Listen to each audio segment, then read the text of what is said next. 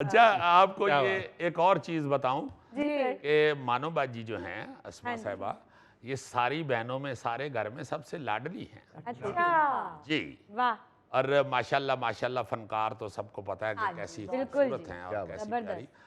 آپ یہ بتائیں پہلے کہ سارے اتنے بڑے نام، احمد بشیر صاحب اور پھر بہنیں بشرا انصاری صاحبہ، نیلم بشیر صاحبہ، یہ وہ، تو اس میں آپ خوف زدہ نہیں ہوئی کہ میں بھی اس کام میں پڑھنے لگی ہوں؟ بس وہ ڈر تو لگ رہا تھا، لیکن مجھے تو خیر میں نے غیر ارادی طور پہ یہ کام شروع کیا، کوئی میں نے سوچ سمجھ کے نہیں کیا، سوچ لیتی تو شاید نہ ہی کرتی کہ اتنے بڑے جن ہیں تو میں ذرا پیچھے ہی رہوں، بس کر لیا تو کر لیا۔ ابھی بھی خیر میں کسی قابل نہیں ہوں، ان کے تو مقابلہ ہے ہی نہیں میرا، جو کچھ وہ لوگ کر رہی ہیں اور کر چکی۔ سنبل باجی گاتی بہت اچھا تھی، نیلم باجی لکھنے میں ماہر ہے، بشرا باجی تو ہر فن مول ہے۔ واہ بات مگر کچھ لوگ یہ کہتے ہیں کہ اسما عباس صاحبہ ان سب میں سے زیادہ اچھی آرٹسٹ ہیں۔ بات جو بشرا آپا کو معافی مانگنا محبت وہ ہے خود دل سے اتنا پیار کرتی ہے، ہاں، اتنا بہت پیار زیادہ کرتی ہے کہ وہ شدید۔ یہ فکرہ سن کے خوش ہو گئی۔ ہاں کیا بات ہے جی، اسما اور بشرا صاحبہ کی۔ ہاں جی عثمان بھائی کا معاملہ کچھ اور ہے، جی جی جی کیونکہ ان کے جو والد محترم تھے جی وہ ایسے کانفیڈنس والے، اور ایسے میں نے ان کا ایک انٹرویو سنا تو میں ہل گیا۔ ڈاکٹر انور سجاد صاحب مرحوم نے اس وقت ان کا انٹرویو کیا تھا جب وہ بالکل پتلے سے تھے، ڈاکٹر صاحب بالکل چھوٹے سے لڑکے، جی جی وہ انٹرویو کیا ہوا ہے۔ تو اس میں میں نے رفیع صاحب کی، پیر صاحب کی جب سنی نا گفتگو، ہاں جی اوہ انہوں نے تو بچوں کو گھر سے ہی اتنا زیادہ کانفیڈنس دیا ہوا۔ واہ ویسے تو یہ ساری فیملی جو ہے نا فرید صاحب، جی یہ چل کے سیدھا جی سی میں ہی گھسے ہیں گورنمنٹ، اچھا ڈائریکٹ سارے وہیں پہ انٹری ہے۔ جی جی جی جی سی میں ایک پرابلم تھا کہ جی سی میں پورا خاندان تھا، پردادا سے شروع ہوا۔ ہاں جی ہاں جی، پردادا گریجویٹڈ 1868 میں میرا پردادا 1868 میں، واہ میں اس کے 100 سال بعد اسی کالج میں داخل ایک ہوا، صدی کے بعد۔ ایک صدی کے بعد 1967۔ بیچ میں میرا ابا ادھر گیا، میرا دادا ادھر گیا، بیرسٹر پیر تاج الدین۔ سو گورنمنٹ کالج کے ساتھ ایک رومانس تھا ہمارا، اوئے ہوئے ہوئے۔ اور پھر تو یہ آرٹ والا معاملہ جو ہے وہ رفیع صاحب کی وجہ سے آپ میں آیا؟ لیکن ماحول ایسا تھا جی کہ ہمارا جو گھر تھا 25 بہاولپور روڈ، اس کا لان بھرا ہوتا تھا ینگ آرٹسٹوں سے۔ ڈاکٹر انور سجاد کیا تو کمال احمد رضوی کیا تو شعیب ہاشمی، مطلب you name it, and all these young people loaded with کہ کچھ کرنا ہے اور تھیٹر کرنا ہے۔ Most of the people were theatre people, اور تھیٹر کی ایک اپنی بڑی اچھی روایت تھی، حالانکہ بڑا چھوٹا ہال تھا آرٹس کاؤنسل، الامرا آرٹس کاؤنسل کا۔ ایک میں مومنٹ آپ کو بتاتا ہوں کہ جس طریقے سے ٹریڈیشن کو قائم رکھا گیا تھا، ایک پلے تھا اس کا نام تھا وائلڈ دا سن شائن، انگریزی کا پلے تھا، وہ میرے بڑے بھائی سلمان صاحب نے ڈائریکٹ کیا ہوا تھا، اس میں سارے تھے، شعیب ہاشمی وغیرہ سب لوگ اس میں تھے۔ تو ہم ابا کے ساتھ میں اور عمران بھی ڈرامہ دیکھنے آئے۔ اب جب ہم آرٹس کاؤنسل پہنچے تو ہم لیٹ ہو چکے تھے، تھوڑے سے 3 منٹ پہلے ڈرامہ شروع ہو چکا تھا۔ ایک لمبا سا آگے آدمی بھی کھڑا تھا، 2 گاڑیاں کھڑی تھیں۔ میرے ابا آئے تو آرٹس کاؤنسل کا وہ بھاگتا ہوا آیا، اس نے کہا سر جی ڈرامہ شروع ہو گیا، تو ابا رک گئے۔ تو اتنی دیر میں وہ جو لمبا آدمی کھڑا تھا اس نے ٹرننگ لی، انہوں نے کہا لالا رفیع، تو وہ میرے ابا کے پاس آ گئے۔ اب وہ دونوں باتیں اور ہم کنفیوز ہو گئے کہ اسی ڈرامہ نہیں دیکھ پاؤں گے آج۔ تو ابا نے ہمیں بلایا، انہوں نے کہا ادھر آؤ بیٹا، میٹ چیف جسٹس کیانی، وہ کیانی صاحب تھے، انہوں نے ہاتھ ملایا ہم سے، بڑے ٹال آدمی تھے، مجھے I still remember never forget. انہوں نے کہا لالا جی اسی تے آج لیٹ ہو گیا تو پھر چکر لاسا وہ they were not allowed to enter the play شروع ہو گیا ہے، پہلے شروع ہوا۔ رفیع پیر نہیں اندر جا سکتا، چیف جسٹس نہیں اندر جا سکتا۔ واہ واہ، یہ روایت اور یہ ٹریڈیشن کو آپ نے فالو کیا تھا اس سے۔ تو وہاں پہ ہم نے بڑا تھیٹر دیکھا اس زمانے میں۔ مجھے ابھی تک یاد ہے گورنمنٹ کالج کا پلے جولیس سیزر، میں چھوٹا سا تھا، میں اپنے بڑے بھائی کے ساتھ گیا تھا، ضیاء محی الدین صاحب راڈا سے واپس آئے تھے اور انہوں نے آ کے یہ اردو کے اندر جولیس سیزر پلے کیا تھا شیکسپیئر کا۔ مجھے ابھی تک یاد ہے، کیلیفورنیا بیگم خورشید شاہد تھی، بروٹس جو تھے وہ نعیم طاہر صاحب تھے، کیسیس کا رول جو پلانر ہے وہ ضیاء محی الدین صاحب نے کیا تھا، اور سلمان بھائی مارک اینٹنی تھے اس میں۔ کیا بات۔ I still remember open air theatre کے اندر وہ ڈرامہ۔ تو اس طریقے سے شاید ہماری چاہ شروع ہوئی کہ یار یہ کام کیا ہے، لیکن پہلے تو چکا چوند تھی، کہ ان روشنیوں میں خوبصورت لوگ کھڑے ہوئے ہیں, کاسٹیومز پہنے ہوئے ہیں, یو نو. خواب کیسا سما ہوگا. او مائی گاڈ. اب پھر ابا کی میں ہمیشہ, میں بتا کے تھک گیا ہوں, لیکن میں ہمیشہ چاہتا ہوں کہ لوگ اس ڈیفینیشن آف تھیٹر کو سنیں جو پیر صاحب کی ڈیفینیشن تھی, جس کو ہم فالو کرنے کی کوشش کرتے رہے لیکن پورے طریقے سے نہیں کر پائے.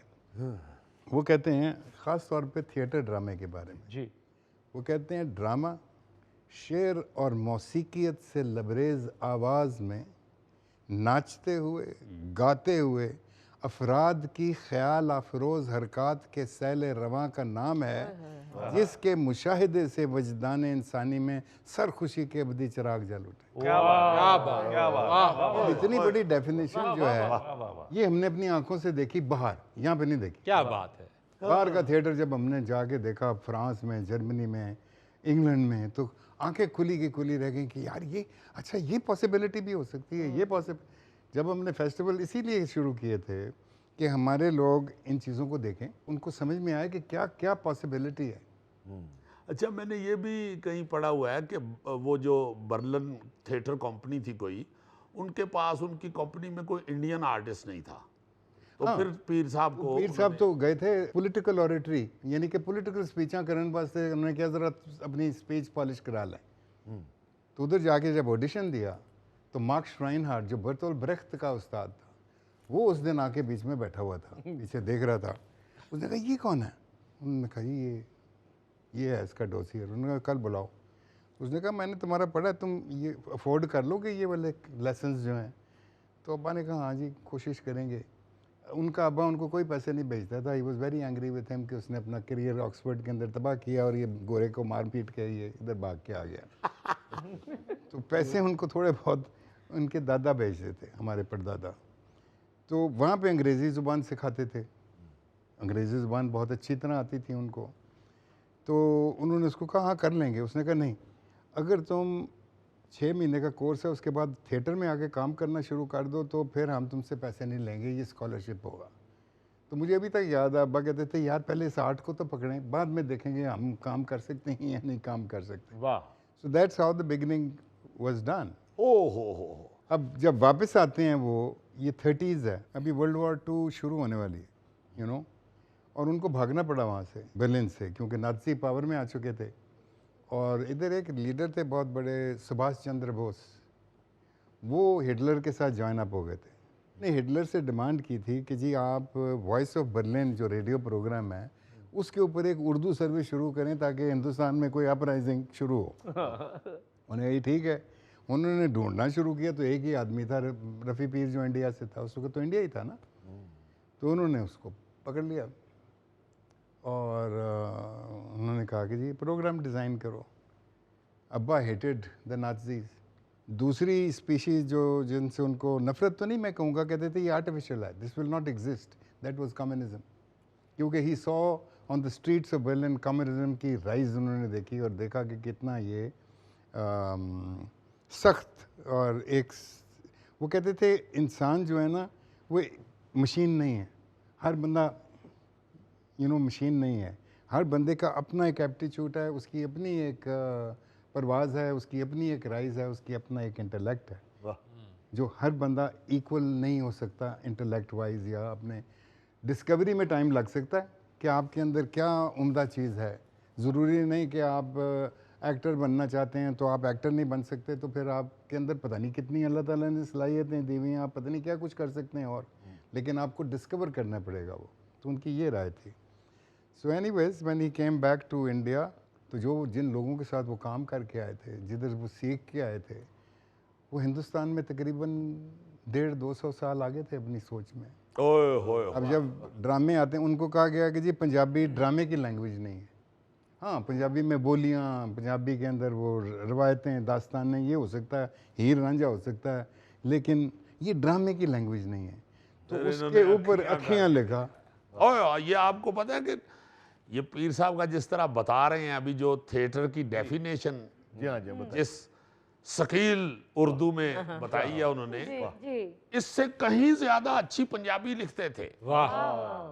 पंजाबी उनकी इतनी सही ठेठ पंजाबी जो अब कहीं भी नहीं बोली जाती। मतलब मेरा भी चूंकि फैमिली का पंजाबी से है एक ताल्लुक, डॉक्टर फ़कीर मोहम्मद फ़कीर बाबा पंजाबी की हाँ जी, वजह से। माशी जी। जी जी मैंने बाखुदा डॉक्टर फ़कीर साहब के लेवल की पंजाबी सिर्फ रफ़ी पीर साहब की लिखी हुई देखी। वाह वाह वाह। मैंने अखियां ड्रामा पहली दफ़ा पढ़ा ना तो मैं लिखा है यार ये एक गोरा आदमी जिन्होंने सारी तालीम अपनी बाहर और 18 साल की उम्र में चले गए थे, 35-36 साल की उम्र में वापस आए। मतलब सारी जवानी उधर गुजारी हुई है गोरों में।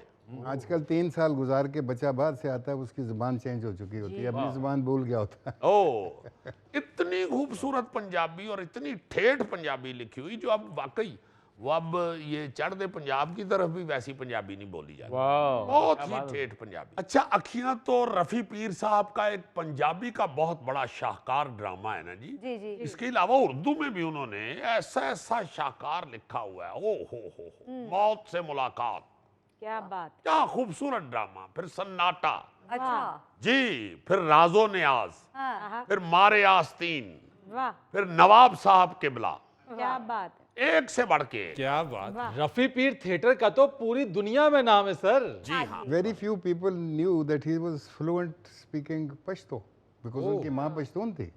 मेरी दादी तो पश्तून थी, साउथ वजीरिस्तान से थी मेरी दादी। अच्छा इतना सारा इंग्लिश और ये और वो और आप, नहीं, घर में एजुकेशन की वजह से ना, क्योंकि परदादे से एजुकेशन शुरू हो गई। मैं वही अर्ज करना फिर चाह रहा हूँ। अपना उनका अब्बा जो है, हमारा दादा जो है, जब वो पढ़ के आया वापस इंग्लैंड से, तो वो एक गोरी के साथ शादी करके लाया।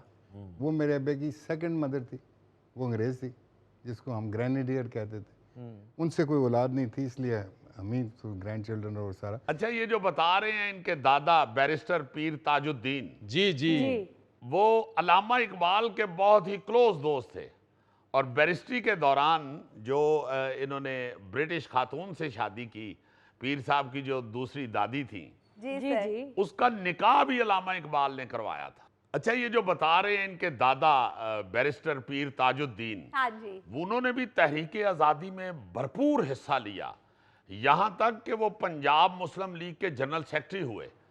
और ये भी यहाँ पे बताता चलूं कि इनके जो दादा थे बैरिस्टर ताजुद्दीन, मुस्लिम लीग का आइन भी उन्होंने लिखा था। वाह अच्छा